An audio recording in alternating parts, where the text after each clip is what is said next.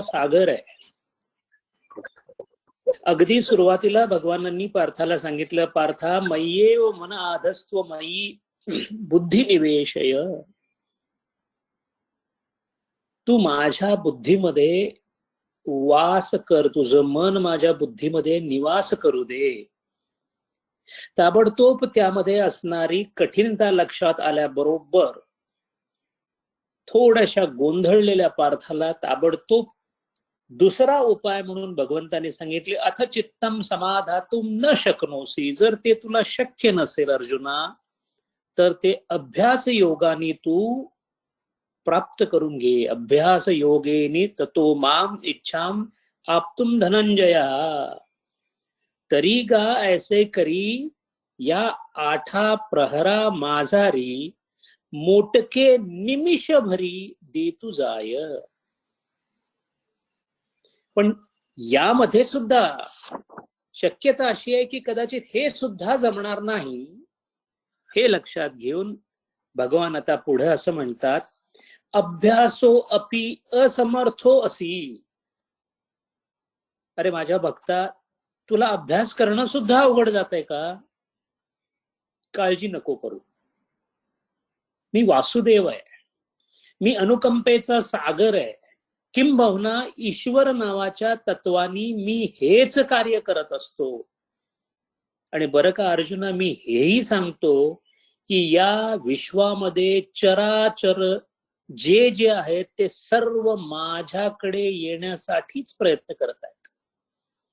गोंधळले असतील, भांबावले असतील, पुन्हा पुन्हा जन्माला येत असतील, सुखदुःखाने वेढलेले असतील, पण प्रयत्न मात्र फक्त माझ्याकडे येण्यासाठीच आहे. अरे म्हणून तर आनंदाची प्राप्ती व्हावी म्हणून आनंद सूर्याला गिळण्याची ताकद नसणारा प्रत्येक जीव सुख नावाच्या काजव्याच्या प्रकाशाच्या मागे लागलेला आहे की नाही? सुख हवं आणि आपण कधीही नसावं असं होऊ नये, म्हणजे नेहमीच असावं असं जे वाटतं ना अर्जुना, हीच त्याची खून आहे की प्रत्येक जीव माझ्याकडे येण्याचाच प्रयत्न करतो. किंबहुना माझं नाव कृष्ण आहे. कर्षित करणे, आकर्षित करणे, ओढून घेणे हाच माझा स्थायी भाव आहे. तेव्हा जर अभ्यास तुला शक्य नसेल, तुझ्या पूर्वजन्मातील प्रारब्धामुळे तुझ्यामध्ये सत्वगुणाचा व्हावा तितका उदय झालेला नसेल, शास्त्र कळत नसेल, उपनिषद अवघड जात असतील, ब्रह्मसूत्र लक्षामध्ये येत नसेल, लक्षणार्थ कळत नसेल, तर घाबरण्याचं काही कारण नाही. कारण तू माझा भक्त आहेस. मदर्थम अपि कर्माणि कुर्वम सिद्धिम अवाप्स्यसि. मदर्थम अपि कर्माणि कुर्वन. आता भगवंत सरळ सरळ कर्मयोगाचं भक्तियोगात कसं रूपांतर करता येईल इकडं उतरलेले आहेत. पहा, भक्तीचा आविष्कार कुठे कुठे करता येतो भगवान सांगतात, कर्माशिवाय गत्यंतर नाही. किंबहुना तू देहधारी झालास. कशामुळे? देह धरे का दंड है सब काहू को होय. तो दंड आहे कशासाठी? मागे झालेल्या कर्माच्या परिणाम म्हणून हे शरीर तुला प्राप्त झालेलं आहे. जन्म कशामुळे? शरीर प्राप्तीसाठी. शरीर प्राप्ती का? कर्मामुळे. कर्म कशामुळे? दृष्ट अदृष्टामुळे. दृष्ट अदृष्ट कशामुळे? अविद्येमुळे. विचारसागर रहस्यामध्ये ही कारण परंपरा फार सुंदर पद्धतीने दिलेली आहे. आता जेव्हा मी देहधारी झालो याचा अर्थच असा आहे की मला माझ्या कर्मांचा निचरा म्हणजे माझ्या वासनांचं विरेचन करण्यासाठी हा देह मिळालेला आहे. कसा मिळाला देह? जाती, आयु आणि भोग. जाती, कोणत्या जातीमध्ये? जाती म्हणजे कास्ट नव्हे, जाती म्हणजे कोणत्या योनीमध्ये. जाती, आयु किती काळ जगाल, आणि भोग काय काय भोगाल, हे तीन निश्चित करून शरीराचं रूप दिलं जातं. शास्त्र सांगतं आपल्याला जाती, आयु आणि भोगानुसार तुला तुझ्या प्रारब्धवशातून संचित वशातून काही कर्म बाहेर काढून ते फलद्रूप होणार आहे असं समजून शरीर दिलेलं आहे. संचितातून जेव्हा प्रारब्ध बाहेर काढलं जातं तेव्हा ते केवळ एकाच जन्माचं काढलं जातं असं नाही. एका प्रारब्ध वशामध्ये कैक जन्म सुद्धा होऊ शकतात. विचारसागर रहस्यामध्ये याचा पूर्ण खुलासा केलेला आहे. याचा अर्थ माझ्या कर्मांची जी काही साठवण झालेली आहे, गोदामामध्ये जे साठलेलं आहे ते संचित आहे. गोदामातून पोच करण्यासाठी जी डिलिव्हरी बाहेर पडलेली आहे ते प्रारब्ध आहे. पैकी एक प्रारब्ध जाती, आयु, काम ह्या 3 गोष्टी घेऊन आता या शरीरामध्ये भोग घेण्यासाठी विशिष्ट आयु मर्यादेपर्यंत विशिष्ट योनीमध्ये जन्माला येऊन मी तो भोगतो आहे. याबद्दल कोणतंही दुमत असण्याची शंका नाही. आणि हे माहिती असल्यामुळे भगवान इतकंच म्हणाले की कर्मामध्ये कर्मना गहनो गती. कर्म दिसायला फार सुंदर आहे. कर्मयोग जो भगवद्गीतेत सांगितलाय तो फार गुळगुळीत आहे. तिथे केव्हा पाऊल घसरेल सांगता येत नाही, कारण सगळ्यांनी ऐकलेला गुळगुळीत झालेला श्लोक कर्मण्येवाधिकारस्ते मा फलेषु कदाचन हे प्रत्येक हिंदूच्या तोंडात आहे. पण त्या श्लोकाचा लक्षणार्थ आणि गूढार्थ आपल्या लक्षात येणं फार जरुरीच आहे. कर्मण्य एव अधिकार म्हणजे कर्म करणे एवढाच अधिकार माझ्याकडे आहे. मग तो अधिकार माझ्याकडे येण्याचं कारण काय? त्याचं कारणच असं आहे की तो मुळातच प्रारब्ध वशामध्ये आलेला वसा येतो. आता जेव्हा मला कर्म करावं लागणारच असं सिद्ध झाल्यानंतर प्रश्न असा येतो की त्या कर्म करण्यामध्ये वाईट काय आहे? ठीक आहे, मी केलंय, काहीतरी चुकीचं केलंय, त्याचं फल मला भोगावं लागेल. त्यानुसार मला या जन्मामध्ये परिस्थिती माझी होईल आणि त्या परिस्थिती माझी उपस्थिती असेल. आणि या परिस्थितीमध्ये कर्माच्या फलानुसार केलेल्या परिस्थितीमध्ये हे शरीर उपस्थित झाल्यामुळं माझी स्थिती डळमळते, हे सत्य आहे. पण झालं ना, एक चूक झाली असेल, मास्तरांनी पाढा पाठ केला नाही म्हणून हातावर एक छडी मारली, विषय संपला पाहिजे, पण विषय संपत नाही. हे कर्मयोगाचं मोठं गूढ आहे. होतं असं की ज्या कर्माच्या फलाचं विरेचन किंवा विपाक चालू आहे, त्या कर्माचं फल भोगताना त्या फलाच्या भोगाबरोबर अनुकूल आणि प्रतिकूल असणारी जी आपली प्रतिक्रिया आहे त्यानुसार पुनश्च वासनेची अवकृपा होते.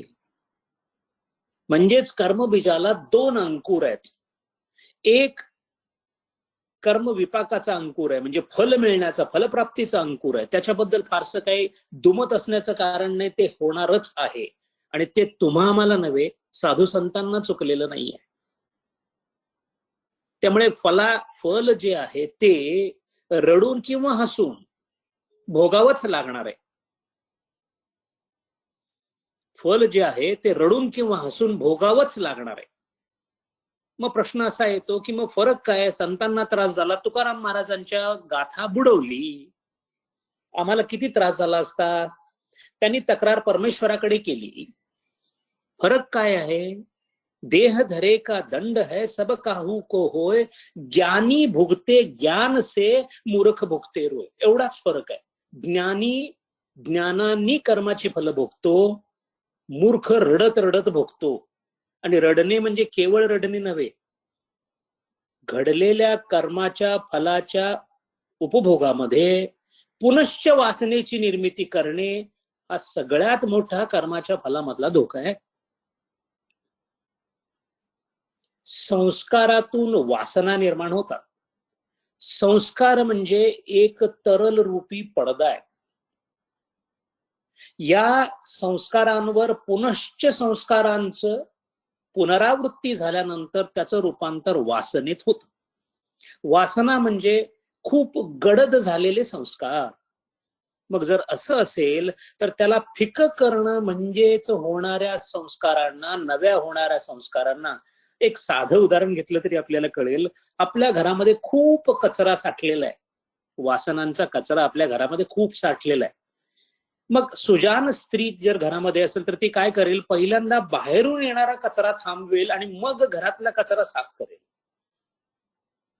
हा जो बाहेरून येणारा कचरा, त्याला आश्रव असं म्हणतात, तो थांबवणे आणि मग साचलेला कचरा हळूहळू भोगून, म्हणजे त्याची धूळ उडणार जे काय असेल ते करून ते संपवणे आणि मग घर लख्ख करणे किंवा चित्तशुद्धी करणे, अशी प्रक्रिया आहे. म्हणून म्हातारी मेल्याचं दुःख नाही, कर्माचं फळ भोगतोय त्याचं दुःख नाही, काळ सोकावतो. सवाल ये नहीं कि शीशा टूटा या नहीं, सवाल ये है कि पत्थर कहां से आया, वासना. आणि म्हणून अशी वासना तुझी पुन्हा होऊ नये म्हणून होत असलेल्या कर्माचं फळ भोगताना पुनश्च वासनेची पुनरुत्पत्ती होऊ नये म्हणून तू एक काम कर, मदर्थम अपि कर्मानि कुर्वन् मत कर्म परमो भव. माझं जे कर्म आहे, जे माझ्या नियमानुसार चाललंय, ते भक्तिभावानी कर्म कर. म्हणजे काय कर, सर्व कर्म कृष्णाची असं समजून कर. आणि कृष्णाची म्हणजे भक्तीने कर. मदर्थम अपि, कोणासाठी करतोयस, मला दिलं असं समज, माझ्या समाधानासाठी, माझ्या कर्मानी कृष्ण खुश झाला पाहिजे. अत्यंत पहाटेची वेळ आहे, अंगावर घालायला वस्त्र नाहीये आणि भगवंताचं नाम घ्यायचंय. काय झालं, वस्त्र का नाही अंगावर, कर्माचं फल म्हणून प्रारब्धवशात थंडी वाजतीये, बरोबर आहे. पण कर्म कोणतं करायचंय, परमेश्वराचं नाम घ्यायचंय. तेव्हा त्या असलेल्या प्रारब्धवशामध्ये आलेल्या कर्मफलाला स्वीकारून भगवंताच्या नामामध्ये गुंतल्यानंतर मग भगवंत अशी कर्म जो त्याच्या पायी समर्पित करतो, त्याचा योगक्षेम, त्याची थंडी आणि जे काही असेल ते तो स्वतःच बघतो. याला सिद्धिम अवाप्स्यसी किंवा पूर्णत्व प्राप्त करणे असं म्हणतात. हे ऐकल्यानंतर पार्थाच्या चेहऱ्यावरची साधारण असलेली शंका पाहिल्याबरोबर भगवंताच्या लक्षात आलं की अरे, याला हे सुद्धा शक्य होणार नाही असं दिसतंय. आणि मग त्यांनी त्याला असं सांगितलं, अथ एतद अपि अशक्नोसी, जर हेही शक्य नसेल पार्था, कर्तृम उद्योगम आश्रितः, तू जर मला तुझं कर्म देऊ शकत नसशील तर एकच काम कर. आणि आता मी हे तुला शेवटचा आणि छान उपाय सांगतोय, सर्व कर्म फल त्यागम ततः कुरु यतात्मवान. कर, कर्म कर, मी करतोय असं समज. या घरामध्ये मी किती किती कष्ट घेतलेले आहेत, या नवऱ्यासाठी मी किती किती झिजलेली आहे, अशी बायको असती तर दुसरा नवरा पळून गेला असता, मी म्हणून या घरात राहिले. ही सगळी जी वाक्य आहेत ती म्हण, हरकत नाही, कारण त्याच्यामध्ये तू आहेस असं तुला वाटतंय. इथपर्यंत ठीक आहे, पण एक काम कर, जे काही फळ असेल त्याचा त्याग कर. आणि फलांचा त्याग झाल्यानंतर अनुकूलता प्रतिकूलता राहत नाही. आमची गंमत अशी आहे, चार चौघांच्या समोर आणि मनाला वैषम्य वाटू नये म्हणून चांगली घटना घडल्यानंतर भगवंताच्या पुढे एक अर्धा पेढा कसा तरी ठेवला जातो. दुःख झाल्यानंतर मात्र सगळंच्या सगळं श्रेय परमेश्वराला दिलं जातं. कुठं बसलाय तो बापडा, त्याचं लक्ष आहे की नाही, किती झिजायचं मी, काय खऱ्याची दुनिया राहिलेली नाही. दुनिया मी केलेली नाही, मी या दुनियेचा भाग आहे. नियम आणि नियामक तत्व त्याची आहेत. आणि मी गेल्या जन्मी केलेली कर्म मला दिसत नाहीत, हा माझा गुन्हा आहे, हा त्याचा गुन्हा नाहीये. तेव्हा एखाद्याच्या तोंडातून, भुकेल्याच्या तोंडातून जेव्हा मी भाकरी काढून घेतलेली आहे, तत्परिणाम म्हणून फलरूपाने आत्ता मला भूक लागलेली असताना सुद्धा जेवण मिळू शकत नाही, अशी जर अवस्था असेल तर माझ्या कर्माची बीजरोपणी मी केलेली असल्यामुळं त्या परमेश्वरावर त्याचा भार टाकणं कितपत योग्य ठरेल. म्हणून ज्ञानेश्वर महाराज म्हणतात, आणि जेने जेने वेळे घडती कर्मे सकळे, तयांची तिथे फळे त्यजू तू जाय. अर्जुना, पण हे इतकं सोपं नाहीये. वासुदेवाने सांगितलेलं नाही, पण ज्ञानदेव महाराज आपल्याला सांगून जातात, हे कर्मफल त्याग म्हणायला फार सोपं आहे, करायला अत्यंत अवघड आहे. का अवघड आहे? अर्जुना हा फलत्यागू, आवडे कीर असलगू, परी योगा माझी योगू, धुरेचा हा. धीराचं काम आहे हे, इतकं सोपं नाहीये.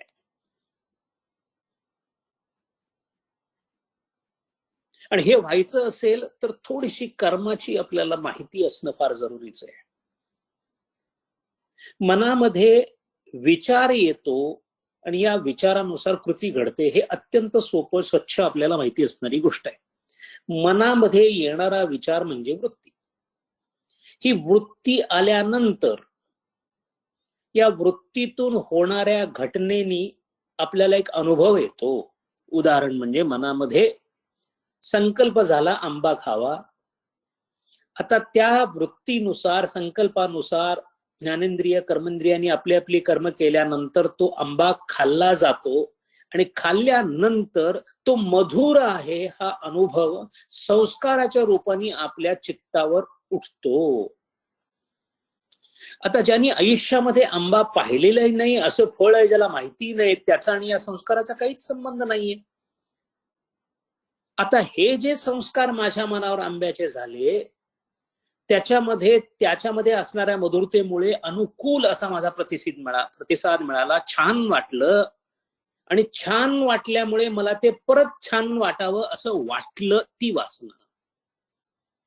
याला शास्त्रामध्ये स्पृहा असं म्हणतात. एखादी गोष्ट प्राप्त झाल्यानंतर ती सतत प्राप्त व्हावी आणि त्या सतत प्राप्तीतून सतत सुखाची प्राप्ती व्हावी, याला स्पृहा असं म्हणतात. आता गमतीची गोष्ट अशी आहे की अनुकूल असणारी जो अनुभव आहे, तो अनुकूल अनुभव येण्याचं कारण हे सत्वगुण आहे. आणि सत्वगुण, शुद्ध सत्वगुण हा आनंद रूपी असल्यामुळं सत्वगुणामधून सुखाचे आविष्कार पाहायला मिळतात. म्हणून या आयुष्यामध्ये आपल्या ज्या ज्या काही आनंद वाटणाऱ्या गोष्टी होतात, त्या सर्व आपल्या सत्व प्रवृत्तीमुळे होतात, त्या सुखानुशायी असतात. पण त्याच्यामध्ये स्पृहा निर्माण होण्याचा धोका असतो. या उलट उद्विग्न करणारी एखादी गोष्ट घडली, आणि जी घडतेच, किंबहुना 10 मधल्या 9 गोष्टी आपल्या आयुष्यामध्ये उद्विग्नता देणाऱ्या असतात. उद्विग्नता घडल्यानंतर प्रतिकूल असा प्रतिसाद जेव्हा आपण देतो, त्या उद्वेगाला रजोगुणात्मक तो असतो. आणि जेव्हा अत्यंत उद्विग्न झाल्यानंतर आपण जेव्हा एखादं वाक्य असं म्हणतो की काय माझं नशीब फाटकं, कशाला जन्माला आलो, एक म्हणून कुठे शांतता नाही, याला विलाप म्हणतात. हे तमसाचं उदाहरण आहे. म्हणजे प्रतिकूल असणाऱ्या किंवा दुःखात्मक जितक्या गोष्टी आहेत त्या रज तमोगुणात्मक आहेत, आणि सुखात्मक जे अनुभव येतात ते सत्वगुणात्मक आहेत. सत्वगुणात्मक येणाऱ्या अनुभवामध्ये स्पृहा निर्मितीची किंवा वासना परत परत येण्याची शक्यता जी आहे ती दाट होऊन जाते. आणि रजतमोगुणात्मक मध्ये उद्वेग आणि विलास. म्हणून स्थितप्रज्ञांची लक्षणं सांगताना दुसऱ्या अध्यायामध्ये शेवटी जेव्हा शेवटच्या 15 श्लोकामध्ये स्थितप्रज्ञांची लक्षणं येतात, त्याच्यामध्ये अनुद्विग्न हे स्थितप्रज्ञाचं लक्ष आहे. मग प्रश्न असा येतो, हाच त्रास जेव्हा संतांना होतो तेव्हा हे गुणांचं अधिक्य किंवा जो काही खेळ आहे तो त्यांना समजल्यामुळं जे सुख होतं तो सुख आनंदाने घेतात. म्हणूनच तर कितीतरी संत महात्म्यांना काही चांगले चांगले पदार्थ आवडतात. संतांना चांगले पदार्थ आवडू नयेत, त्यांनी ते खाऊ नयेत असा कुठं नियम नाहीये. प्रश्न फक्त इतकाच आहे, जसे आमचे सद्गुरू काका सांगतात की चहा आवडतो याच्यामध्ये काही वाईट नाही आहे, पण मिळाला नाही की त्रास होतो, ती स्पृहा आहे. म्हणून आलेल्या सुखाचा विन्मुख करावा असं शास्त्र सांगत नाही, पण सुखाच्या आहारी जाऊन सुखाची परत परत अपेक्षा करणे ही स्पृहा आहे. मग आता इतकं सगळं कर्माचं जर कौशल्य असेल, योग हा कर्मसु कौशल्य, हे सगळं कर्माचं कौशल्य करत बसावं, कर्माचा उहापोह करत बसावा, आणि हे सगळं माहिती करण्यासाठी स्वतः आपण कर्म करणाऱ्या मनापासून अलग असलं पाहिजे, तर मनावर आपली नजर राहील. मग भगवंत म्हणतात, अरे हे सगळं करण्यापेक्षा तू एक सोपं काम का करत नाहीस? कृष्णार्पणमस्तु म्हणजे काय? कर्म करताना जर कृष्णाच्या नावानेच कर्म केलं, मन जर कृष्णामध्ये ठेवलं, तर काय होतं? नूतन वासना अंकुर येत नाही. म्हणून भगवान अत्यंत आत्मविश्वासाने सांगतात, तू फक्त माझ्या चरणांवर नजर ठेव. दत्तगुरु म्हणतात, फक्त दिगंबरा दिगंबरा म्हण आणि काम करत राहा, यामुळे तुझा नूतन वासनांकुर निघून जाईल. मग काय उरेल? पूर्वगत जी काही कर्म आहेत ती भोगण्याचं फक्त उरेल. मग ती येवोत आणि जावोत, कारण ती लावलेली झाडं आहेत, त्याला फळं येतात, पाने येतात की काटे येतात, हा प्रश्न फारसा उरत नाही. कारण केलेल्या कर्माची फलं भोगताना सुद्धा माझं मन परमेश्वरामध्ये लागलेलं आहे. असं आहे. समाधीमध्ये गेल्यानंतर रामकृष्ण परमहंस जळत्या कोळशावर पडले, तर कोळसा भाजणारच, भाजल्यामुळे भाजते असं त्यांना कळतही होतं, पण समाधीमध्ये गेले की भाजणं नाही, कोळसा नाही, काही नाही. म्हणजे कर्माच्या फलाची फल हे विपाक चालूच होता की नाही. कॅन्सर गळ्याचा अत्यंत वेदनापूर्वक असा तो कॅन्सर होता. लॅरिंजेल कॅन्सर हा सगळ्या कॅन्सर्समध्ये, कर्करोगामध्ये अत्यंत वाईट कर्करोग आहे. आणि त्याची कळ अशी असते की खूप लोक आपल्या हातावर दगड सुद्धा मारून घेतात, इतकी कळ त्याची वाईट असते. पण अशा वेदनेमध्ये सुद्धा असं कसं शक्य झालं की ते आनंदामध्ये, उन्मनी अवस्थेमध्ये होते? याचं कारण सर्व काही कृष्णार्पण झाल्यानंतर ते होतं. आणि म्हणून आपल्या भक्ताला या कर्माच्या क्लिष्टतेतून जर बाहेर काढण्यासाठी भगवान फार सुंदर उपाय सांगतात. ते म्हणतात, एक हे बघ पार्था, हे मी तुला आता 4-5 उपाय सांगितले, सगळे कर्म कसं करावं, हे सगळ्यांचा सार मी तुला असं सांगतो. संतुष्टम सततम योगी यतात्मा दृढ निश्चय मय्यार्पित मनोबुद्धियो मद भक्त हा समे प्रिय. मला फक्त भक्त प्रिय आहे. भक्त प्रिय आहे म्हणजे बाहेर जे काही चाललेलं आहे ते जसंच्या तसं स्वीकारायचंय, जसंच्या तसं स्वीकारायचं, कारण ते माझं आहे. मुलगा ऐकत नाही, पत्नीशी वाद होतो, कजाग बायको मिळालेली आहे, प्रचंड विचित्र असा नवरा मिळालेला आहे, मुलं अजिबात आईकडे लक्ष देत नाहीत, भाऊ बहिणींनी फसवलेला आहे, हे सगळ्या आपल्या कहाण्या आहेत. या सगळ्या होण्याचं कारण एकच आहे, या सगळ्यांची बीजे मी रोवलेली आहेत. हे स्पष्टपणे आपल्या लक्षामध्ये ठेवलं पाहिजे. काय झालं, खूप वाचण्याची इच्छा आहे भगवद्गीता, पण आता बसलेलं उठवत नाही, किंवा खाली बसले की गुडघे दुखतात. आणि माझ्याच वयाच्या दुसऱ्या कोणाचे गुडघे दुखत नाहीत, कारण त्यांनी तसं कर्म केलेलं नाही, तू तसं कर्म केलेलं आहेस. त्यामुळे जे जे काही आहे तसंच्या तसं त्याचा स्वीकार करून युद्धाला उभा राहिल्यानंतर जर एखाद्या सैनिकाच्या लक्षात आलं की त्याच्याकडे 3च गोळ्या शिल्लक आहेत, रडून चालेल का 3 गोळ्या वापरून पुढे काय करता येईल ते पाहणं महत्वाचं आहे. आपली तलवार बोथट आहे असेल, आता आहे त्या बोथट तलवारीने लढावं लागेल, कारण रडून सुद्धा तलवार दुसरी मिळणार नाही, कारण तलवार हातात आलेली आणि ती बोथट आहे. याचा अर्थच असा की झालेल्या कर्माचा प्रारब्धानुसार फल विपाक हा झालेला आहे, तो कोणालाही थांबवता येत नाही.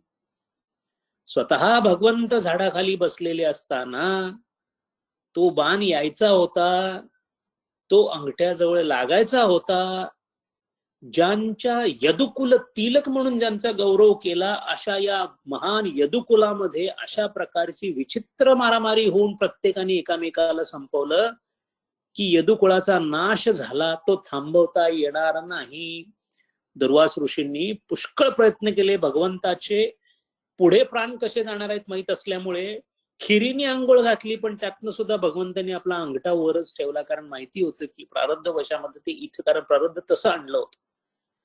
लीला होती ती, बरोबर आहे, पण त्यातला धडा असा होता की जे प्रारब्ध वशामध्ये आलेलं आहे ते तुमचं पदरी पडलं आणि पवित्र झालं, त्याला पवित्रच करावं लागेल.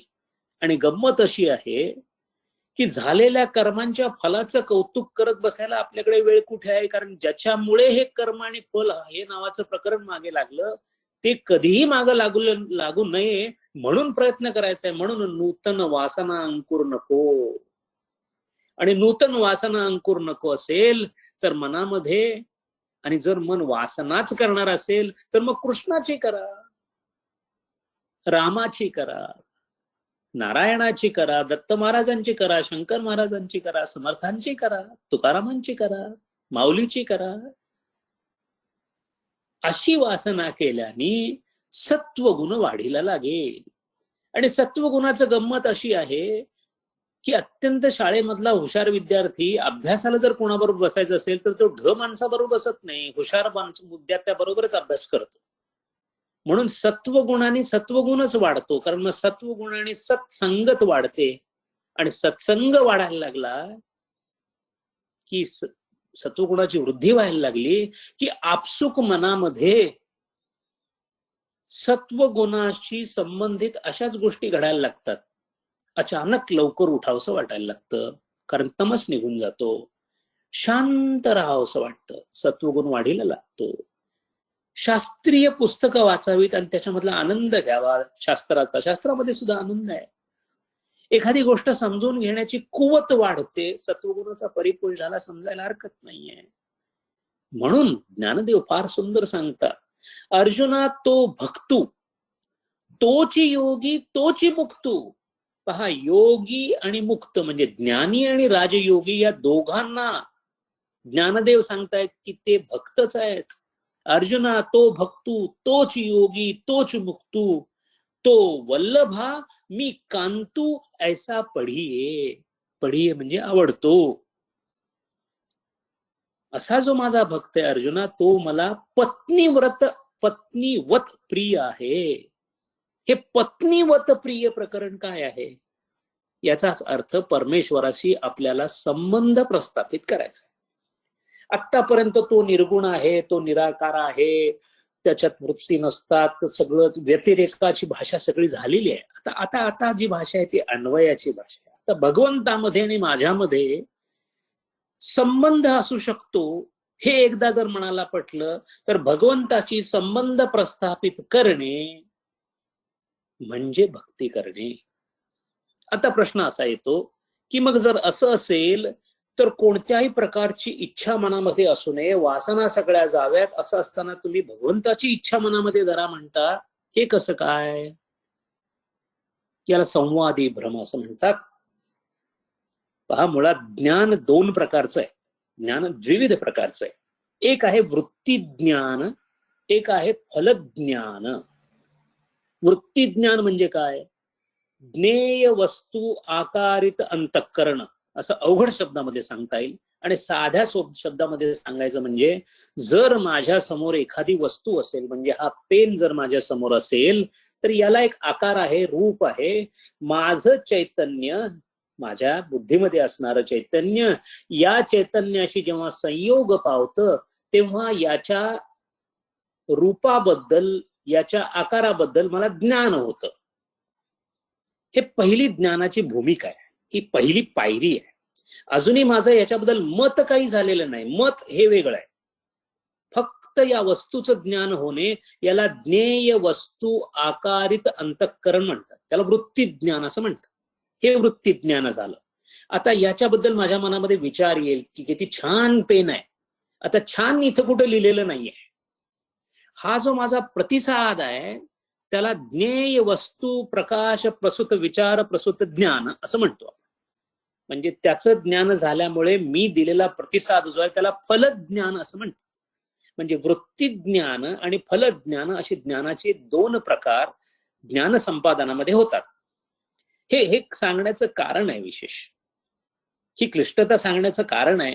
आणि ते कारण असं आहे की वृत्तीज्ञान जे आहे ते विचार निरपेक्ष आणि स्वाभाविक आहे. हा पेन आहे, हे बोट आहे, हे वृत्तीज्ञान आहे, हे विचार निरपेक्ष स्वाभाविक. माझा याच्याबद्दल काही विचार नाही, बोटाच्या आकाराबद्दल मला काही म्हणायचं नाहीये, ते जसं आहे तसं आहे, मी स्वीकारत होते. विचार निरपेक्ष आणि स्वाभाविक असं वृत्तीज्ञान असतं. फलज्ञान मात्र विचार निष्पन्न आणि कृत्रिम असतं, कारण तो माझा प्रतिसाद आहे. इतकं जर कळालं आपल्याला तर निर्मल निर्विषय शुद्ध अंतःकरण जर आत्माकारित झालं तर त्याला आत्मज्ञान असं म्हणतात. आणि म्हणून आत्म्याचे ज्ञान हे फलज्ञान नाही. आत्म्याचे ज्ञान हे फलज्ञान नाही. याचा धागा पकडून भक्तिशास्त्र असं म्हणतं की आत्मज्ञान जर फलज्ञान नाही आहे, याचा अर्थच अंतःकरण जर चित सत्तारूप वृत्तीमध्ये गेलं तर आत्मज्ञान झाल्यासारखंच होतं आणि त्यालाच भक्ती असं म्हणतात. याचाच अर्थ भाव अत्युच्च पातळीवर जर पोहोचला तर अंतःकरण आपसुकच आत्मज्ञानाला सामोरं जातं. याचा अर्थ भक्तीचा जो गाभा आहे, भक्तीचा जो महत्वाचा अत्यंत महत्वाचा विषय आहे तो म्हणजे भाव. आता प्रश्न असा येतो की भाव म्हणजे नेमकं काय. थोडस आता भक्तीची शास्त्रीय चिकित्सा आपण करण्याचा प्रयत्न करतो. भाव म्हणजे काय. भावयंती इति भाव. हा आपल्याकडे तीन शब्द आहेत, भावना, संभावना आणि भाव. आणि भक्तीमध्ये भाव लागतो, भावना लागत नाही, संभावना अजिबात लागत नाही. आपल्या मनामध्ये आलेला विचार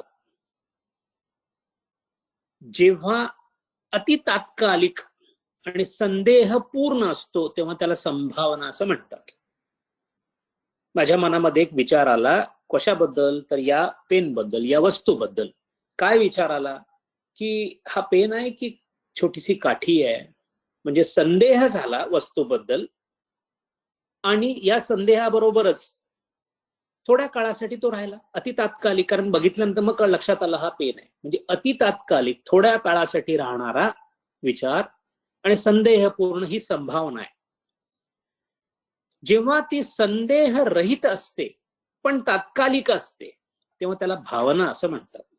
उदाहरणार्थ, बऱ्याच दिवसांनी आपला मुलगा आपल्याकडे आला.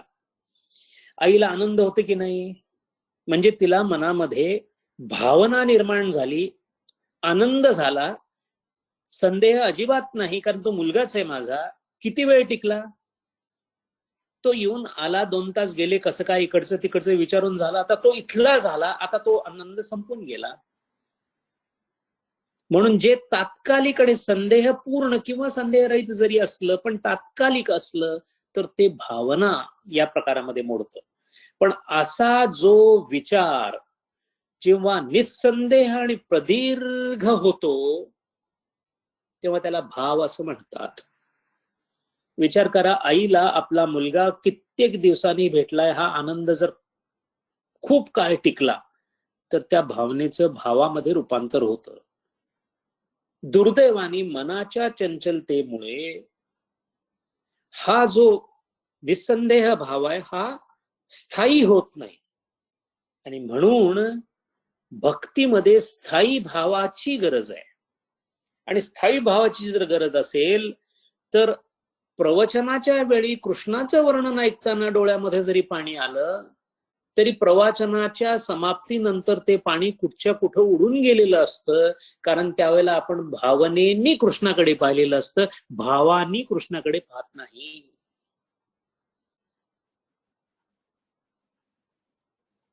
आणखीन एक आपल्याला छान व्याख्या करता येईल. विचारातील अहंकाराची विषय संलग्नता म्हणजे भावना. प्रत्येक कर्मामध्ये किंवा विचारामध्ये दोन गोष्टी असतात, एक मी आणि आणखी कोणीतरी. वस्तू असेल, मनुष्य असेल, विषय असेल. जितका मी कमी आणि वस्तू किंवा विषय जास्त तितका अहंकार कमी. एखाद्या कामामध्ये जेव्हा आपण काम करत असतो तेव्हा कामामध्ये जर मी काम करतो ही जाणीव पूर्ण असेल तर काम व्यवस्थित होत नाही, कारण कामामध्ये लक्ष जात नाही. कामामध्ये लक्ष जाणं म्हणजे माझं चैतन्य कामामध्ये जाणं, म्हणजेच माझा अहंकार कमी होतं. याला चैतन्याचं संक्रमण असं सुद्धा म्हणतात. आता प्रश्न असा येतो, भक्तीमध्ये ज्याची भक्ती करायची त्याच्यामध्ये माझ्या चैतन्याचं संक्रमण करणे म्हणजे माझ्या विचारांचं संक्रमण करणे, कारण विचार हे चैतन्य रूपी आहेत. हे संक्रमण अशा पातळीवर नेणे की सुरुवातीला मी माझ्या आराध्याची भक्ती करतोय याची पूर्ण जाणीव असते. हळूहळू हळूहळू त्या भक्तीमध्ये जसं जसं माझं संक्रमण वाढत जाईल, जसा जसा माझा अहंकार कमी होत जाईल, तसं तसं आराध्य वस्तू जास्त जास्त जागा व्यापायला सुरुवात करते, मनाची जागा व्यापून टाकते आणि मी लहान लहान लहान लहान होत जातो. जेव्हा ती पूर्णतः लयाला जाते, जेव्हा अहंकार पूर्णतः लयाला जातो, तेव्हा माझं चैतन्य आणि आराध्याचं चैतन्य एकच होतं. याला एकरूपता असं म्हणतात.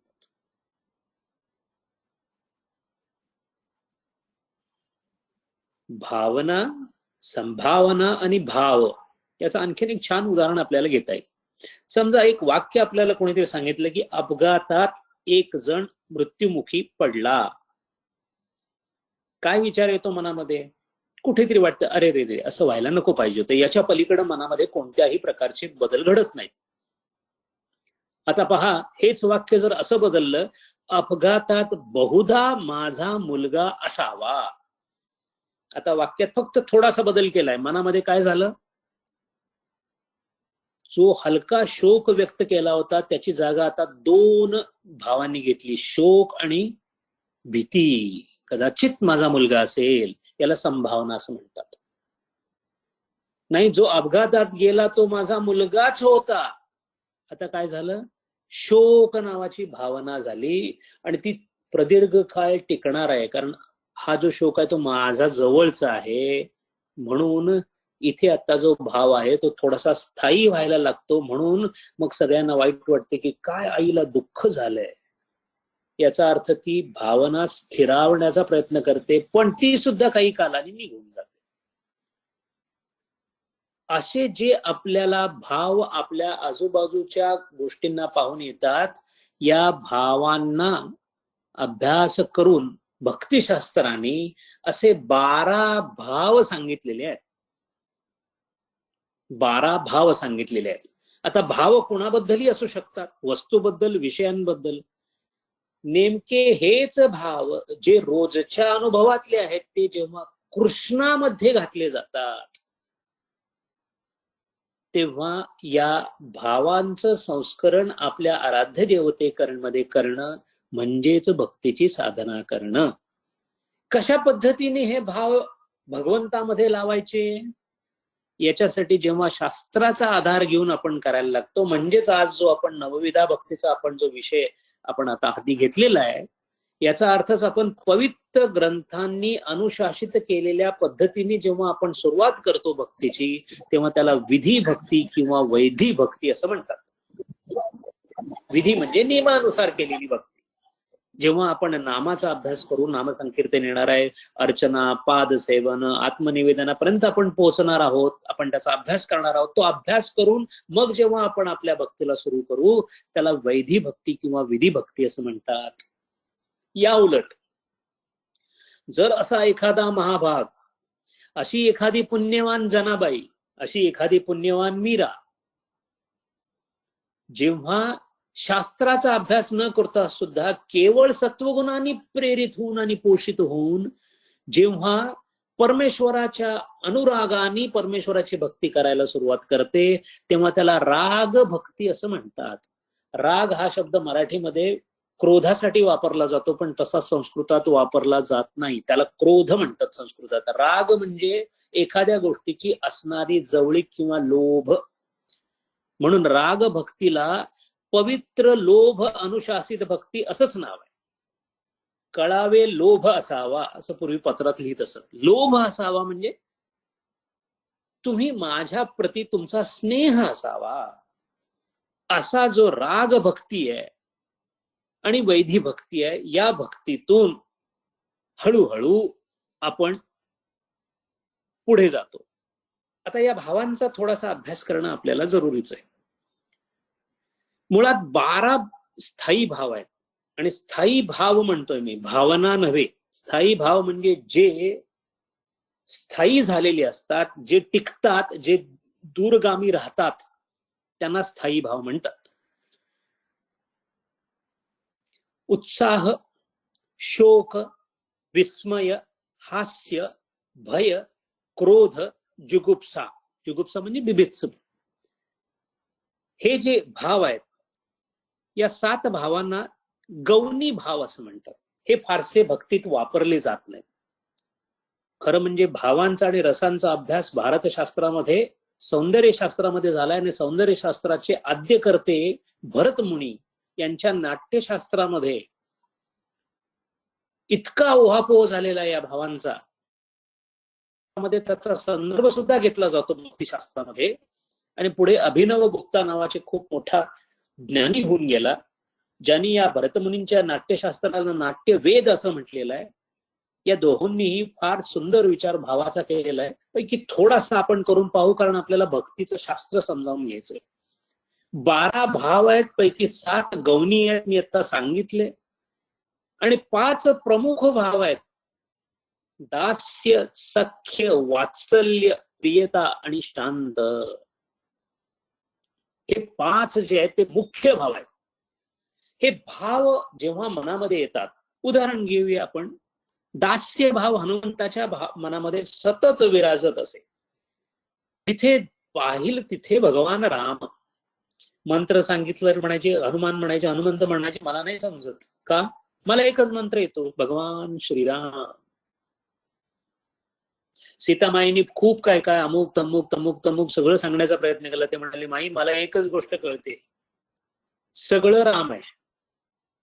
श्रीरामांशिवाय या जगामध्ये दुसरं काही नाही. माझा श्वास राम आहे, माझं अस्तित्व राम आहे, माझं राहणं राम आहे, माझं जेवण राम आहे, माझ्या जीवनामध्ये फक्त राम आहे.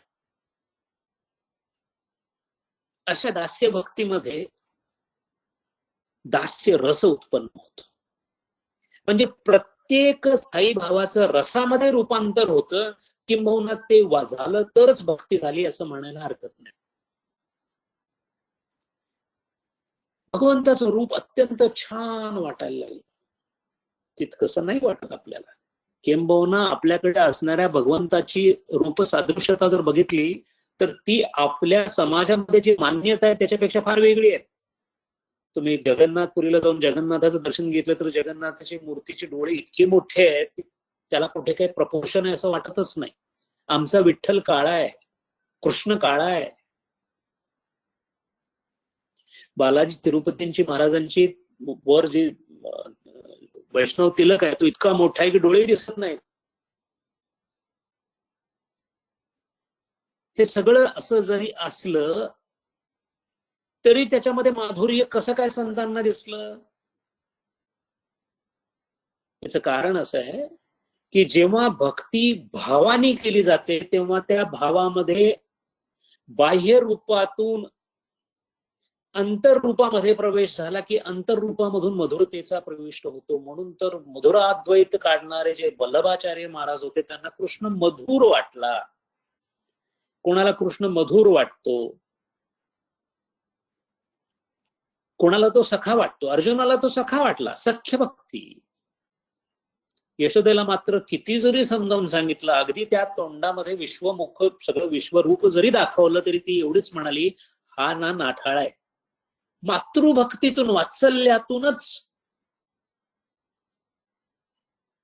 या उलट विवेकानंदांसारखे भक्त, उच्च कोटीचे भक्त होते विवेकानंद, असे हे भक्त जेव्हा पूजेला बसायचे तेव्हा फक्त डोळे बंद करायचे, डोळ्यातून पाण्याच्या अखंड धारा, 2 तास विवेकानंद महाराजांना समाधी लागलेली होती. त्या समाधीमध्ये रामकृष्णांच्या अस्थींचा कलश जो आहे त्याची प्रतिष्ठापना केली होती. पूजेला म्हणून बसले, सगळी फुलं राहिली, सगळं राहिलं, फक्त डोळ्यातून अश्रू उघडत होते. 2 तास त्या अवस्थेमध्ये होते. त्याला शांत रस असं म्हणतात. हा भक्तीचा सगळ्यात वेगळा रस आहे, शांत रस. असे 5 मुख्य भाव आणि रस आणि 7 गौणी भाव आणि गौणी रस असे भाव आहेत. आता महत्वाचा प्रश्न असा आहे की जर असे भाव असतील तर भावांमध्ये आणि रसांमध्ये अंतर असता कामा नये. म्हणून भावाचं रसामध्ये रूपांतरित होत असताना जी प्रक्रिया आहे ती अशी आहे, विभाव अनुभाव व्यभिचारी संयोगात रसनिष्पत्ती, असं भक्तिशास्त्राचं सूत्र आहे. विभाव, अनुभाव आणि व्यभिचारी किंवा संचारी भाव, हे 3 काय आहे ते थोडंसं समजावून घेऊया आपण. विभाव म्हणजे कुणामुळे ही भावना होते?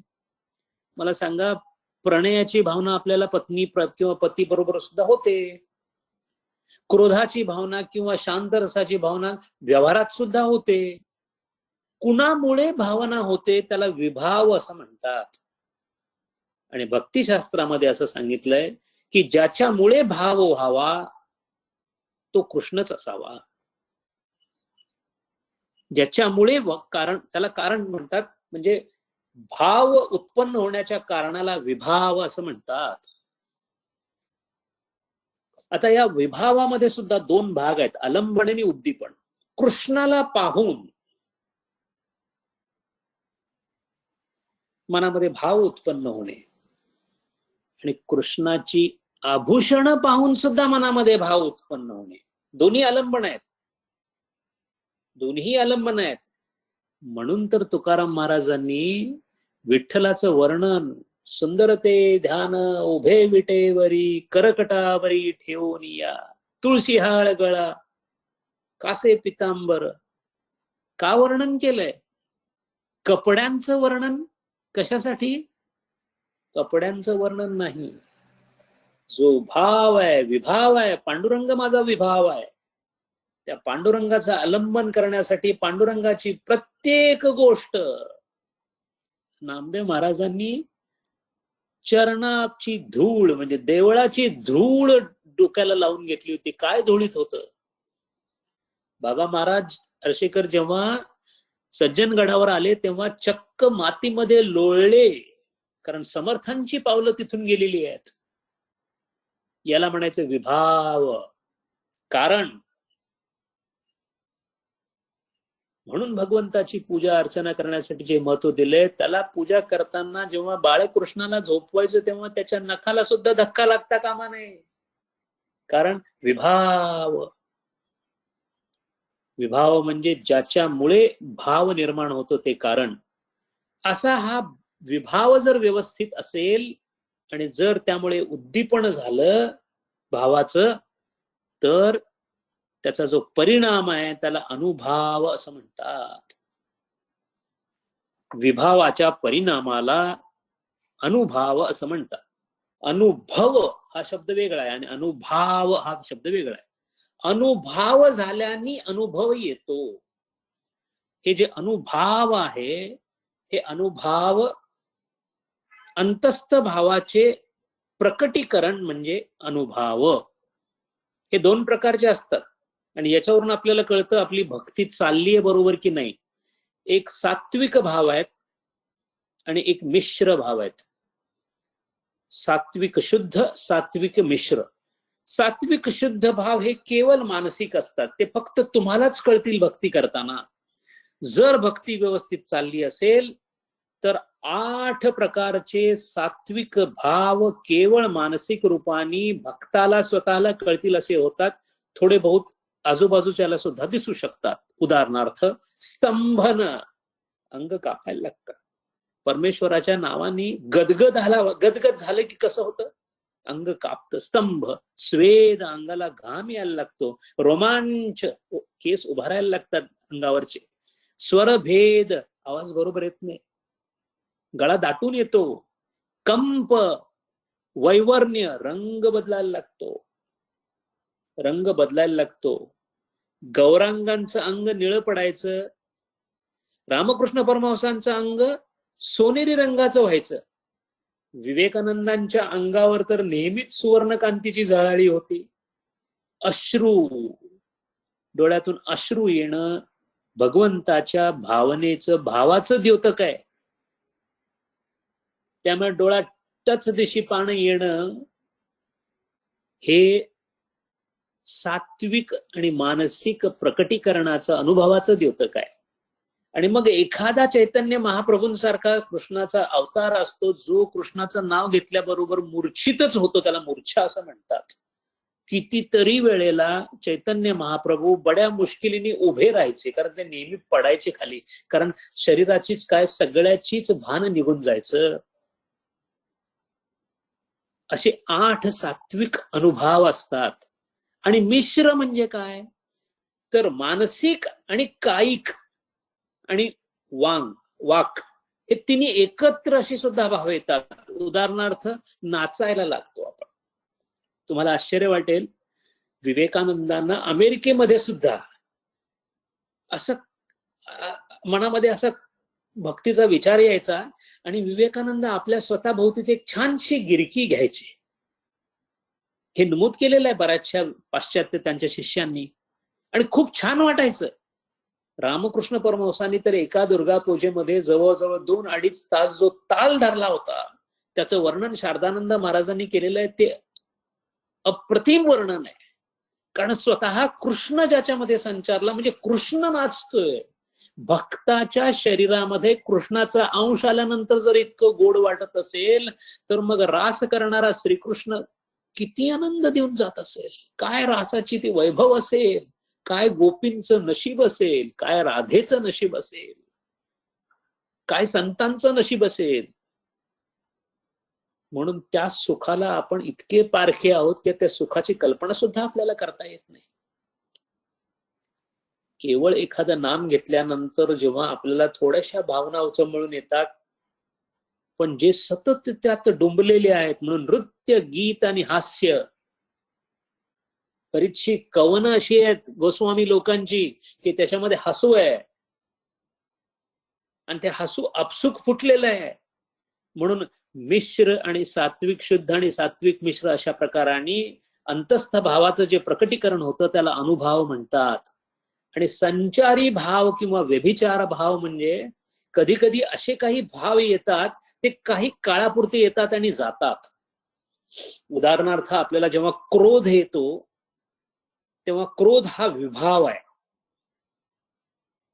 अंग कापायला लागतं क्रोधाने, हा अनुभव आहे.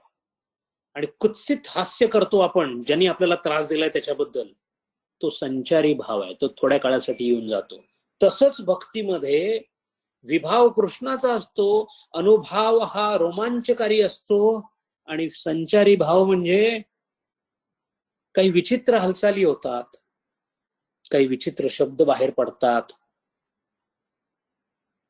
काय होतंय ते कळत नाही. अशा 3 भावांनी युक्त भक्तिरसामध्ये भक्तीची जशी जशी उत्तरोत्तर प्रगती होईल तसे ते वाढत जातात.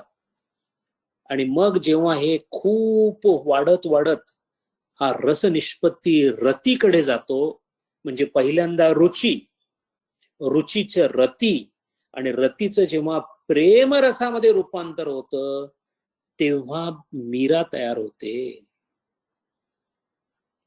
आणि ज्याच्या प्रेमाची, ज्याच्या रतीची, ज्याच्या रुचीची अवस्था प्रेमरसामध्ये रूपांतरित झालेला आहे, त्याला एकाच वेळी सगळ्या प्रकारचे भाव एकत्रितरित्या अनुभवायला येतात. त्याला महाभाव असं म्हणतात. असा महाभाव असणारे फार दुर्मिळ संत जे होऊन गेले गेल्या कैक शेकडो वर्षामध्ये, पैकी एक चैतन्य महाप्रभू आणि एक रामकृष्ण परमहंस. या रामकृष्ण परमहंसांनी जो उत्कट भाव आहे, या 12 भावांमधला अत्यंत उत्कट परिपूर्ण भाव जर कुठला असेल तर मधुर भाव आहे. मधुरा भाव हा अत्यंत उत्कट समजला जातो, त्याला मधुरा भक्ती म्हणतात. ही भक्ती करण्याचं जेव्हा रामकृष्णांनी मनावर घेतलं तेव्हा त्यांनी आपले जे काळजी घेणारे जे माथुर बाबू होते, राणी रासमणीचे जावई, त्यांना सांगितलं की बाबू, मला कृष्णाची भक्ती करायची आहे रे, आणि कृष्णाची भक्ती, मधुर भक्ती जर करायची असेल तर ती स्त्रियांना फार सोपी जाते. अंगीभूत असणाऱ्या स्त्री तत्वाच्या गुणांमुळे मधुरा भक्ती किंवा वात्सल्य भक्ती किंवा प्रेम भक्ती जितकी स्त्रीला सोपी आहे तितकी पुरुषाला नाही. म्हणून आश्चर्य वाटेल, पण रामकृष्णांनी त्यांच्या वयाच्या 10व्या-11व्या वर्षी कृष्णाची भक्ती करण्यासाठी कृष्णाकडेच मला तू मुलगी का बनवलं नाहीस अशी सुद्धा प्रार्थना केलेली आपण आत्मचरित्र पहा. स्वतःला मुलगी समजून, गोपी समजून जेव्हा ते लहानपणी सुद्धा कृष्णाची गाणी गात, तेव्हा सगळ्या त्या कामारपुकूर मधल्या बायका रामकृष्ण परमहंसांचं गाणं ऐकायला येत. अत्यंत तलम आवाजामध्ये रामकृष्ण परमहंस भजन म्हणत कृष्णाचं आळवणी करत. जेव्हा मधुरा भक्तीचं त्यांनी मनावर घेतलं तेव्हा माथुर बाबूंना सांगितलं, मला आता इथून पुढे मधुरा भक्ती करायची, मला स्त्रियांची वस्त्र आणून द्या. मुद्दामून सांगतोय मी की भाव रसामध्ये कसा निष्पन्न होतो आणि त्या प्रेमरसामध्ये उत्पन्न झाल्यानंतर राधेचं दर्शन आणि कृष्णाचं दर्शन कसं होऊ शकतं. माथुर बाबूंनी त्यांना बनारसहून अत्यंत तलम कपड्यांचे परकर, पोलक इतकंच नव्हे, आणलं नसताना रामकृष्ण परमहंसांनी बॉडाईस किंवा ज्याला ब्रा म्हणतो आपण, ती सुद्धा मागून घेतली. कारण एकदा परमेश्वराची राधा बनायचं ठरवल्यानंतर एका पुरुषांनी स्त्रीत्व अंगामध्ये इतकं भिनवायला सुरुवात केली की रामकृष्ण परमहंस त्या 6 महिन्याच्या काळामध्ये स्त्रियांना सुद्धा कळालं नाही की आपल्या बरोबर एक पुरुष स्त्री म्हणून राहतोय. इतकंच नव्हे तर या ठाकूर बाबू जे होते यांच्या जावई जेव्हा यायचे तेव्हा त्यांच्या मुलींना तयार करण्यासाठी रामकृष्ण परमहंस इतकी उत्कृष्ट वेणी घालायचे की तितकी उत्कृष्ट वेणी माथुर बाबूंच्या घरातल्या कोणत्याही स्त्रीला घालता येत नव्हती.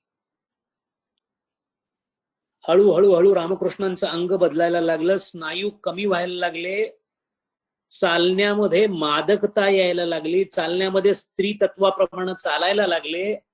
इतकंच नव्हे तर रामकृष्ण परमहंस हातामध्ये परडी घेऊन जेव्हा फुलं तोडायला जायचे भगवंताच्या पूजेसाठी, तेव्हा भैरवी ब्राह्मणींनी लिहून ठेवले की मला राधाच दिसली. हळूहळू कृष्णाला साद घालायला सुरुवात केली. मधुरा भक्तीची साद घालता घालता वियोग अवस्थेमध्ये गेले. आठवडा रामकृष्ण परमहंस स्त्री वेशामध्ये असताना अन्नप्राशन सुद्धा करत नव्हते, कारण कृष्ण कृष्ण कृष्ण कृष्ण. बसल्याबरोबर कृष्ण, उठल्यावर कृष्ण, झोपल्यावर कृष्ण. झोप निघून गेली, 2-2, 3-3 आठवडे झोप नाही, इतके कृश झाले. पण नेहमी त्यांना असं वाटायचं की अजूनही कृष्णाने मला जवळ केलेलं नाही. इतकं स्त्रीतत्वामध्ये त्यांचं रूपांतर झालं की विश्वास बसणार नाही. पण त्यांच्या स्वतःच्या तोंडून त्यांनी शिष्यांना सांगितलेली घटना अशी आहे की मासिक पाळी धर्म सुद्धा रामकृष्णांना झाला. त्यांचा भाचा जो हृदय होता त्याच्याकडून त्यांनी पहिल्यांदा कौपीन मागून घेतलं. रामकृष्ण परमहंस लंगोट घालत नसत, त्या काळामध्ये त्यांनी घातला कारण वस्त्र खराब होऊ नये म्हणून. आणि स्वाधिष्ठान चक्राजवळ काही अंशामध्ये रक्त सुद्धा येत होतं. याला म्हणतात भाव. जेव्हा कृष्णाचं अजूनही दर्शन होत नाही म्हटल्यानंतर त्या विरहापोटी आपलं कपाळ जमिनीवर रगडून रगडून या कपाळावरून रक्त यायला लागलं. कृष्ण भक्तीचा विरह इतका झाला की त्यांच्या रंध्रातून घामाच्या ऐवजी रक्ताचे थेंब यायला लागले. ही घटना या अगोदर फक्त चैतन्य महाप्रभूंच्या बाबतीत घडलेली आहे. आणि असं असताना 4 महिने संपलेले होते आणि अचानक रामकृष्ण परमहंसांना राधेचं दर्शन झालं. आपल्याला राधा हे कल्पित पात्र वाटतंय. संत सांगून गेलेत हे कल्पित नाहीये, ज्यांच्या तोंडामधून सत्याशिवाय दुसरं काही निघू शकत नाही अशा रामकृष्णांनी सांगून ठेवलेलं आहे की राधेचं प्रत्यक्ष दर्शन झालं आणि नुसतं दर्शन झालं असं सांगितलं नाही. राधेचं सौंदर्य वर्णन केलंय रामकृष्ण परमहंसांनी. त्याने सांगितलं की ज्यांनी राधेला पाहिलं त्याचं वर्णन तो करूच शकत नाही. एक वेळ वेदांमध्ये जे तत्व नेती म्हणून सांगितले ते सांगता येईल, पण राधेचं वर्णन करता येणार नाही. असं तिचं सौंदर्य आहे. आणि तिच्या त्वचेचा रंग कसा आहे हे सांगण्यासाठी त्यांनी एका फुलाची उपमा घेतली. नाग केशर किंवा नाग चंपा ज्याला असं म्हणतो, त्याच्या आतल्या बाजूला जे परागकण आहेत त्याचा जो रंग आहे पिवळट बदामी, असा राधेच्या त्वचेचा रंग होता. हे सुद्धा रामकृष्णाने सांगितलेलं आहे. आणि असं राधेचं दर्शन झालेले मधुरा भावापर्यंत पोचणारे 1919 भाव ज्यांनी व्यक्त केले असे हे रामकृष्ण परमहंस. नंतर जेव्हा नरेंद्र त्यांच्याकडे आले, विवेकानंद 1884 ची गोष्ट आहे, म्हणजे रामकृष्ण परमहंसांच्याकडे येऊन पुष्कळ वेळ झालेला होता. रामकृष्ण 1886 ला गेले. त्याच्या आदल्या वर्षापर्यंत विवेकानंदाने रामकृष्णांना असं म्हटलं की हे राधाविधा काही नसतं बरं का. असं म्हटल्यानंतर मग मात्र स्वतः नरेंद्राला बाजूला घेऊन बरोबर चल म्हणून सांगितलं आणि आपल्या पंचवटीकडे घेऊन गेले आणि थोडंसं पुढे गेले आणि वळून बघितले आणि म्हणाले, नरेंद्रा बघ माझ्याकडे. आणि राधेचं दर्शन त्यांनी नरेंद्राला करून दिलं.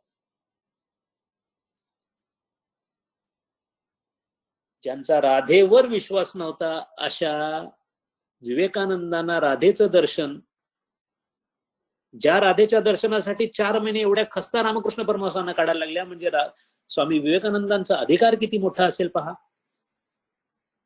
आणि मग याच्यानंतर केवळ 1च महिन्यानी एका ठिकाणी भागवताचं वाचन चालू होतं. कृष्णाच्या नावाबरोबर कृष्णाच्या ध्यानामध्ये गेले आणि अचानक समोर नीलवर्ण कृष्ण समोर आला. आणि नुसता समोर आला नाही, कृष्णाने आपला हात वर केला आणि आपल्या हातातून एक प्रकाशाचा झोत कृष्णाच्या बाहेर पडला. तो रामकृष्णांच्या अंगामध्ये गेला आणि तिथून बाहेर पडून तो भागवतामध्ये गेला. आणि मग रामकृष्णांनी याचं वर्णन नंतर करून आपल्या शिष्यांना सांगितलं की भगवान स्वतः सांगत होते की मी म्हणजेच भागवत. पहा भागवत पुराणाचं महत्व किती मोठं आहे. रामकृष्ण, भागवत आणि कृष्ण हे तिन्ही एकच आहेत. आणि हे सांगण्याचं कारण इतकंच की कृष्ण नावाचं तत्व कपोल कल्पित नाही, राधा कपोल कल्पित नाही. राधा सत्य आहे, कृष्ण सत्य आहे. जर काही कपोल कल्पित असेल तर आमच्या भावना आहेत. म्हणून भावनांपेक्षा भाव आणि स्थायी भावाचं रसामध्ये रूपांतर, आणि असं रसामध्ये रूपांतर झालं. आणि म्हणून स्वामी विवेकानंदांनी नंतर जेव्हा ते अलवारला गेले होते, जयपूरला गेले होते, म्हणजे 1892 ची गोष्ट आहे. जयपूरला गेलेले असताना तिथे जयपूरच्या महाराजांचे जे सरदार होते त्यांचं नाव सरदार हरिसिंग. या सरदार हरिसिंगांचे खूप धार्मिक प्रवृत्तीचे होते, खूप तयारीचे होते. त्यांच्याशी धार्मिक चर्चा स्वामी विवेकानंद करत असत. त्यांनी सुद्धा स्वामी विवेकानंदांना सांगितले की स्वामीजी तुम्ही काही म्हणा, पण मला हे कृष्ण विष्णू याच्यावर काय माझा फारसा विश्वास नाहीये, मी आपला अद्वैतावर जास्त भिस्त ठेवतो. आणि स्वामी विवेकानंद म्हटले नाही, तुझ्यासारखी माझी पण अवस्था होती, पण माझ्या गुरूंनी माझे डोळे उघडले. ते म्हणाले तुमच्या गुरूंनी तुमचे उघडले असतील, पण मला अजूनही असं वाटतंय की हे मनाचे कदाचित खेळ असावेत. असं म्हणत होते तेव्हा त्याच दिवशी संध्याकाळी नदीच्या काठी जयपूरला चालत असताना बाजूनी एक कृष्ण उत्सव करून काही मंडळी कीर्तन करत चालली होती आणि हातामध्ये कृष्णाची मूर्ती घेऊन चालले होते. त्यावेळेला अचानक स्वामी विवेकानंदांनी हरिसिंगांच्या पाठीवर हात ठेवला आणि म्हणाले ते बघ, म्हणून त्या कृष्णाच्या मूर्तीकडे बघायला सांगितलं. आता त्यांनी सांगितले म्हणून हरिसिंगांनी आपली मान वळवली आणि त्या कृष्णाच्या मूर्तीकडे पाहिलं आणि ते तिथल्या तिथे स्तंभित झाले, कारण तिथं मूर्ती नव्हती, प्रत्यक्ष कृष्ण उभा होता. त्यानंतर हरिसिंगांनी कृष्णाची भक्ती चालू केली. असं भक्तीचं महात्म्य आहे, असं भक्तीचं स्वरूप आहे. हा भाव आणि रसांचा संबंध आहे. हे विभाव, अनुभव आणि संचारी भाव याचं नातं आहे. आणि अशा पद्धतीने भक्ती पुढे घेऊन जायची आहे. म्हणून भक्तीचा शास्त्र सुद्धा अभ्यास करण्याचं कारणच इतकं आहे की आपण ज्याला भक्ती म्हणतो ती खरोखरच भक्ती आहे, तो खरोखरच भाव आहे की भावना आहे की संभावना आहे, हे तपासून पाहावं. केवळ काहीतरी हरकती करून आपली भक्ती झाली असं समजणं इतकी भक्ती सोपी नाही. म्हणून भक्तीचं नेमकं स्वरूप लक्षात यावं म्हणून इतका ओहापोहा आपण केला, त्या कृष्णाच्या आशीर्वादानेच केला, अजूनही करत राहू.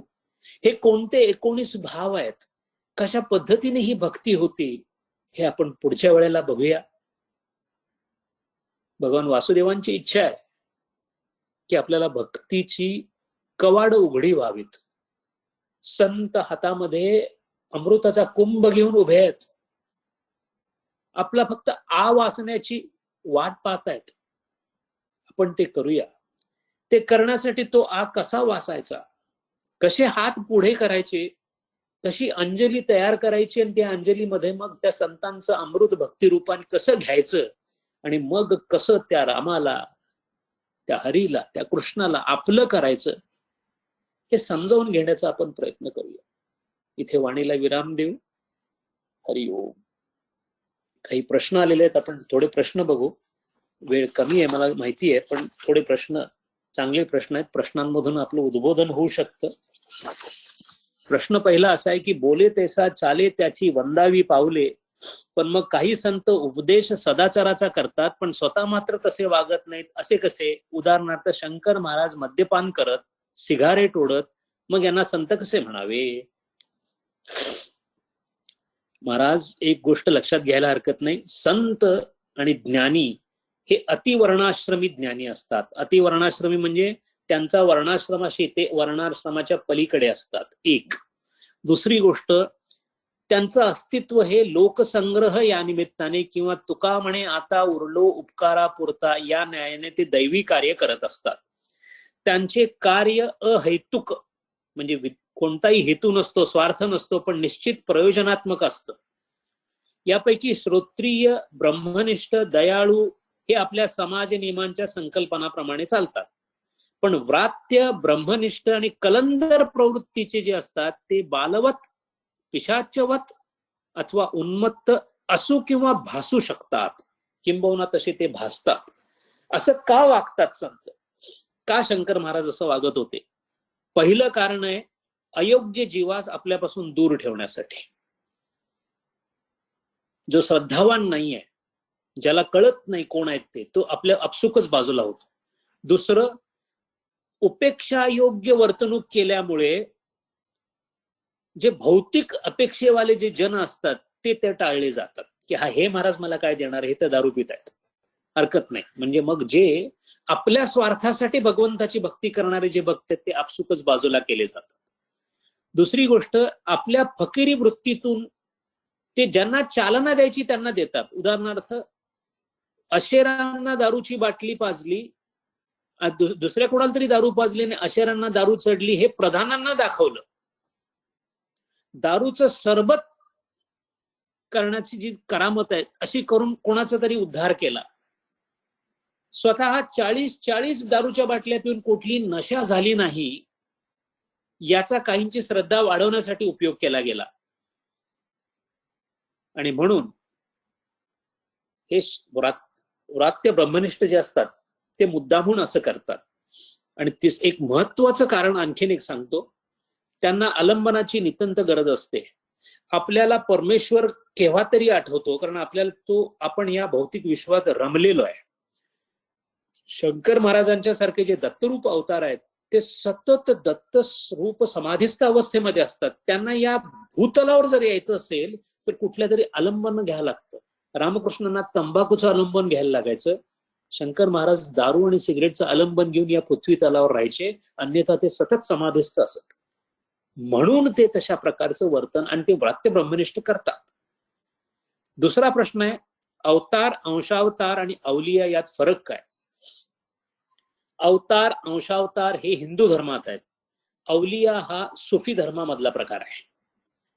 षडगुण ऐश्वर्युक्त ईश्वर शुद्ध सत्वयुक्त असून सुद्धा केवळ परित्राणाय साधूनाम किंवा यदा यदा ही धर्मस्य ग्लानिर्भवती अशा परिस्थितीमध्ये प्रारब्धाचा संपूर्ण अभाव असून सुद्धा माया तत्वाकडून प्रारब्धाची योजना करून जेव्हा अवतरित होतो तेव्हा त्याला अवतार असं म्हणतात. अवतार का होतात? काळाची गरज, प्रभावाची अपेक्षा आणि निमित्त कारण यावरून अवतार कोणता हे ठरवलं जातं. अवतारांचे प्रकार जे सगळ्या अवतारांना स्थान एकच आहे, कमी जास्त असा दर्जा नाहीये, पण काळाची गरज, प्रभावाची अपेक्षा आणि निमित्त कारण यावरून त्याचं काही वर्गीकरण केलेलं आहे. याचं सगळ्यात उत्तम वर्गीकरण गार्ग संहितेमध्ये मिळतं आपल्याला. त्याच्यामध्ये गोलोक कांड म्हणून आहे. त्या कांडामध्ये बहुलाश्व नावाचा राजा नारदांना प्रश्न विचारतो.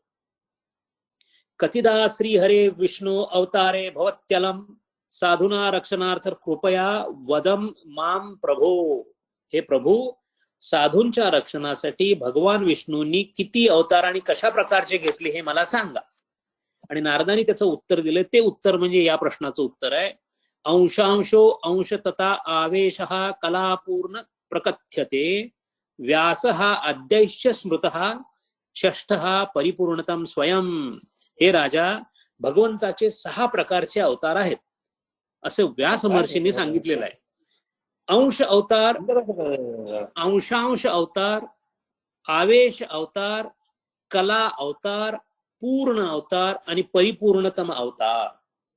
मी परत एकदा सांगतो, वर्गीकरण हे केवळ वर्गीकरणासाठी आहे. अवतारांमध्ये कमी जास्त असा प्रकार नाही, प्रभाव आणि काळाची गरज यानुसार. अंश अवतार हा सृष्टीच्या भागाचं नियमन करण्यासाठी होतो. उदाहरण आहे मरीची ऋषी. अंशांश अवतार हा सृष्टी रचनेसाठी होतो. उदाहरण आहे ब्रह्म. आवेश अवतार हा निश्चित कार्यासाठी होतो. उदाहरण आहे परशुराम.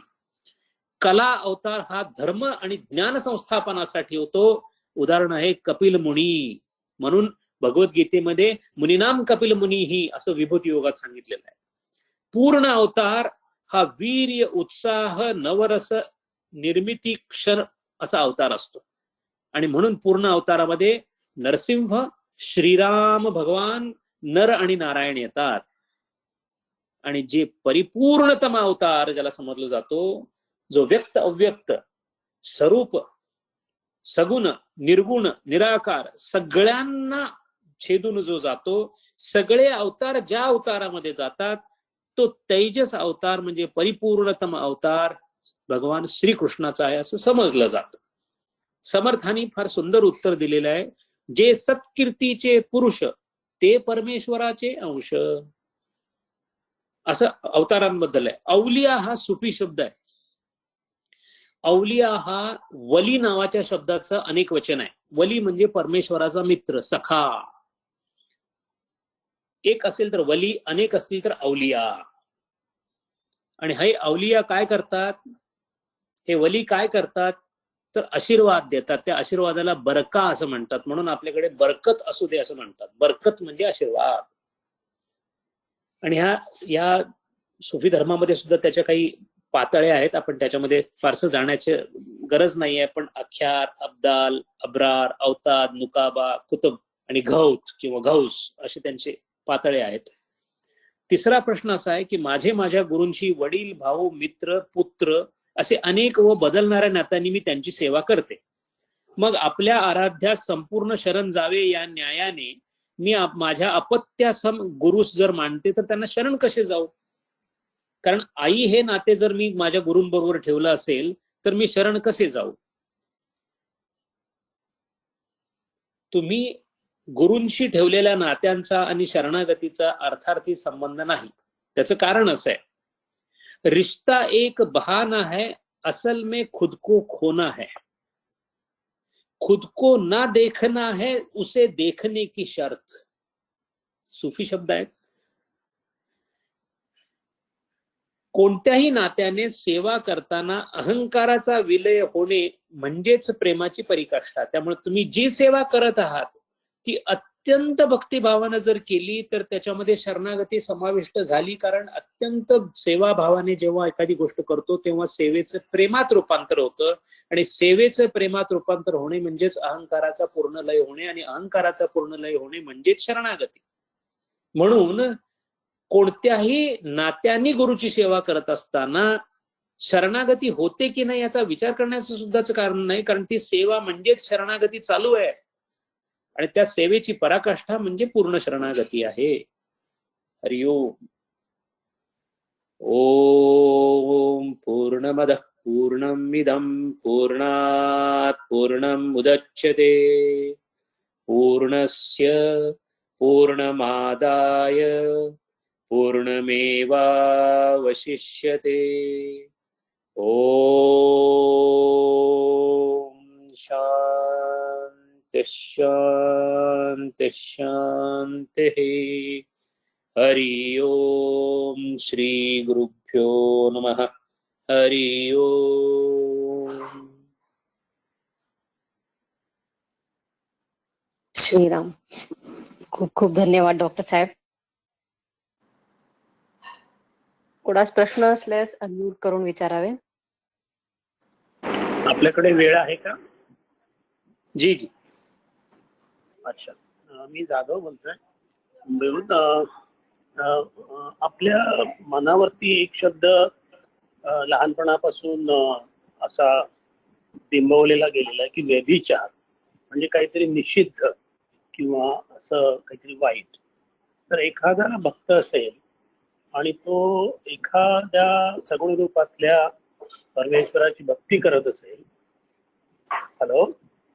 जी जी जी.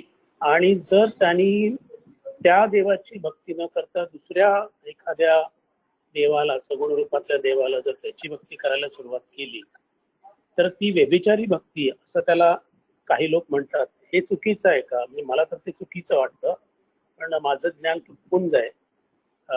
जसं मी म्हटलं की ज्या माझ्या मनावरती व्यभिचार या शब्दांचा जो काही परिणाम झालाय त्याच्यामुळे तर आले असेल, पण अध्यात्मामध्ये ते बरोबर आहे की चुकीचं आहे? हरिओम. व्यभिचार हा शब्द मराठीमध्ये फार चुकीच्या पद्धतीने वापरला जातो. व्यभिचार या शब्दाचा संस्कृत अर्थ जर पाहिला तर ज्या गोष्टीची आराधना चालू आहे किंवा कर्म चालू आहे त्याच्यापासून बाजूला जाणे याला व्यभिचार म्हणतात. म्हणजे जे चाललंय ते सोडून दुसरं काहीतरी करायचं नाही याला व्यभिचार म्हणतात. व्यभिचारी भाव जेव्हा आपल्या मनामध्ये येतो तेव्हा मनाची चंचलता ते दर्शवतं. भक्तीमध्ये आपल्याला एकत्र येणे किंवा भक्तीमध्ये सगळ्यात महत्वाची जर गोष्ट कोणती असेल तर भक्ती करणारा जो भक्त आहे त्याच्या मनाची एकाग्रता आपल्या आराध्य की देवताकडे किंवा आपल्या इष्ट देवतेकडे लागणं महत्वाचं आहे. अशा वेळेला जेव्हा इष्ट देवतेची आराधना करताना जर दुसऱ्या देवांकडे आपण गेलो तर त्याच्यामध्ये पाप नाहीये, पण त्याच्यामध्ये एकाग्रतेचा भंग होण्याची शक्यता असते. कारण जेव्हा इष्ट देवता आपण आपल्या समोर घेतो तेव्हा ती काही गुणांनी आपण घेतलेली असते, काही रूपांनी आपण अवतरित केलेली असते. तेव्हा अशा आकारित केलेल्या गुण आणि रूपासहित ऐश्वर्य असणाऱ्या त्या मूर्तीच्या ऐवजी जेव्हा मी शिवाच्या ऐवजी एकदम मध्येच विष्णू जेव्हा घेऊन येतो तेव्हा मनाची चांचल्य झाल्यामुळे एकाग्रतेचा भंग होतो. म्हणून त्या काळापुरती ती भक्ती व्यभिचारी होऊन जाते. म्हणून किती जरी देव असले तरी आपल्या स्वभाव स्वधर्माला अनुसरून आपल्या पूर्वसंस्कारानुसार आपणाला आवडणारा आपले पूर्वीचे जे सत्वगुण संस्कार आहेत, म्हणून काही लोकांना भयंकर गणपती आवडतो, काहींचं दत्ताशिवाय चालतच नाही, काहींना कृष्णच उत्तम वाटतो, काहींना भगवान श्रीराम अत्यंत प्रिय वाटतात. असं वाटण्याचं कारणच गेल्या जन्मी त्या देवाची भक्ती झालेली आहे. म्हणून जर त्या देवाची भक्ती झालेली असेल तर मग मुद्दाम म्हणून दुसऱ्या देवाला आपल्या जवळ आणलं तर ते अवघडही जातं आणि व्यभिचारी सुद्धा होतं. म्हणून शास्त्राचा त्याला विरोध आहे. अगदी साधं उदाहरण घ्यायचं झालं, जर एखाद्याला इंजिनिअरिंग मध्ये इंटरेस्ट असेल आणि तरी सुद्धा केवळ हव्यासापोटी त्यांनी मेडिसिनला जायचं असं ठरवलं तर ते अवघड जाईल की नाही? कारण ते व्यभिचारी आवड होईल.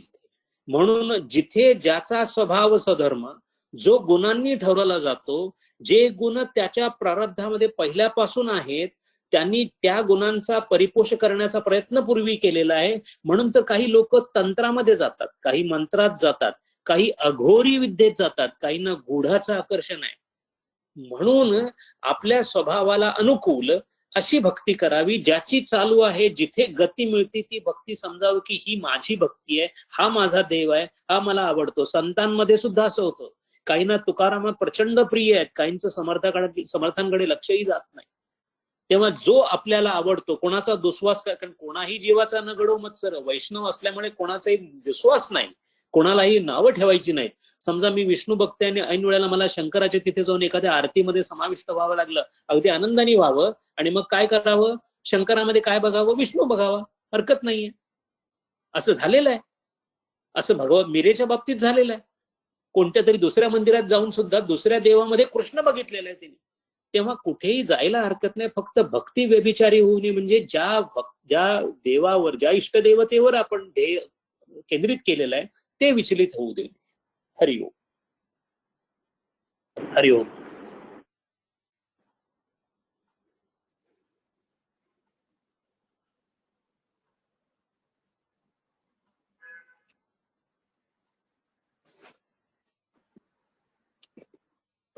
आज आपण इथेच थांबूया. जय श्रीराम. पुन्हा भेटूया पुढच्या शनिवारी. धन्यवाद हरिओम. डॉक्टर साहेब. जय श्रीराम.